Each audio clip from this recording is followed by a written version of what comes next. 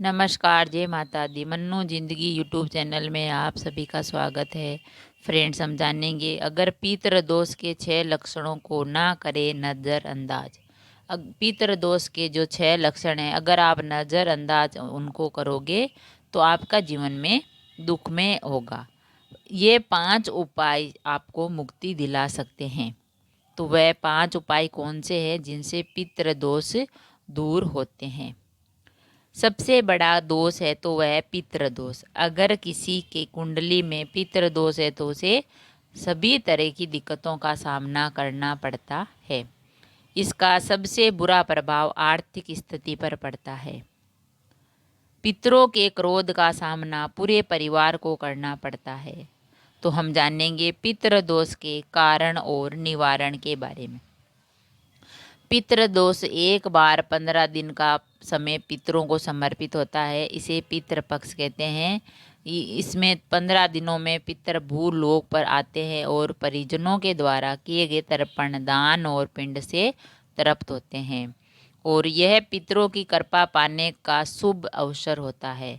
पितरों को आशीर्वाद से पूरे घर परिवार में बरकत होती है। और अमावस और पूर्णिमा के दिन पितरों को खुश रखने के उपाय किए जाते हैं। अमावस और पूर्णिमा के दिन पितृ दोष जैसे राहु और पूर्व जन्म के कर्म आदि। राहु के चलते लगता है पितृ दोष। किसी व्यक्ति की कुंडली में यदि राहु का नकारात्मक प्रभाव है तो उसे तमाम परेशानियां आती है। और कुंडली में राहु का संयोग अगर सूर्य और चंद्रमा से है तो पितृ दोष लगता है। पितृ दोष के कारण पिछले जन्म के किए गए कर्म भी बड़ी भूमिका निभाते हैं। माता पिता की सेवा न करना, उनका अनादर करना मुख्य कारण है। अपनी भूमिका का दुरुपयोग करने से भी कुंडली में पितृ दोष लगता है। किसी की मृत्यु के बाद अंतिम संस्कार पूरे विधि विधान से ना करने पर भी व्यक्ति की कुंडली में पितृ दोष लगता है। पितरों का सम्मान करने से भी घर परिवार में दरिद्रता आती है और मुश्किलें झेलनी पड़ती है पितरों का सम्मान न करने पर। इसलिए हमें पितरों का सम्मान करना चाहिए। इसके साथ पीपल, बरगद के पेड़ काटने, किसी की हत्या करने और अपशब्द का प्रयोग करने पर भी पितृ दोष का सामना करना पड़ता है। तो हमें पीपल का पेड़, बरगद का पेड़ कभी नहीं काटना चाहिए और कभी किसी को अपशब्द नहीं कहना चाहिए, वरना पितृ दोष का सामना करना पड़ सकता है। कैसे पहचाने पितृ दोष के लक्षण। पितृ दोष के चलते वैवाहिक जीवन में हमेशा परेशानियों का सामना करना पड़ता है। पति पत्नी के बीच तनाव बना रहता है। परिवार में वैमनस्यता बनी रहती है। परिजनों के बीच कलेश होता रहता है। घर परिवार में कोई भी मांगलिक कार्य नहीं होता है। विवाह की बात होते होते रुक जाती है। वंश वृद्धि रुक जाती है। तमाम प्रयासों के बावजूद भी संतान सुख नहीं मिलता। अगर किसी तरह संतान हो भी गई तो वह स्वस्थ नहीं रहती है।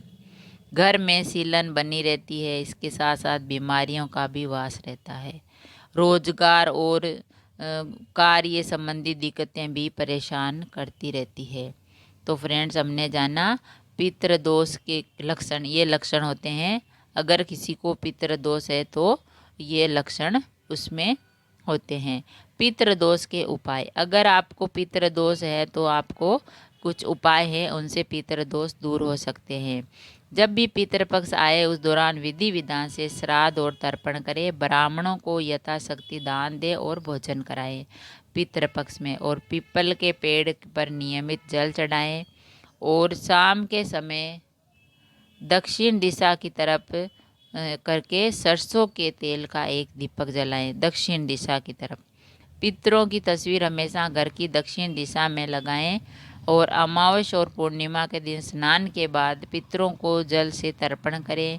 उनके लिए कपड़े, चावल, दूध, भूमि, चांदी की वस्तुएं आदि दान करें। तो फ्रेंड्स, अगर आप ये उपाय करेंगे तो पितृ दोषों से मुक्ति मिलती है। पितृ दोष के जो ये 6 लक्षण थे, इनको ना करें नज़रअंदाज। अगर ये जो लक्षण दिखाई देते हैं तो आपको पितृदोष है, तो ये इन उपायों से आपके पितृदोष है वो दूर हो जाते हैं। यथाशक्ति दान करें और विधि विधान से पूजा करें। पीपल के पेड़ की नियमित जल चढ़ाएं और पितृ में शाम को दक्षिण दिशा में सरसों के तेल का दीपक जलाएं और पितरों की तस्वीर है वो दक्षिण दिशा में लगाएं। अमावस पूर्णिमा का दिन स्नान करके पितरों को जल तर्पण करें और उनको कपड़े, चावल, दूध आदि चीज़ें देकर उनको ये उपाय करने से आपके पितृदोष है वो दूर हो जाते हैं। अगर वीडियो अच्छा लगा तो लाइक और शेयर ज़रूर करें। ऐसे ही और वीडियो देखने के लिए चैनल को सब्सक्राइब करें। थैंक यू, धन्यवाद।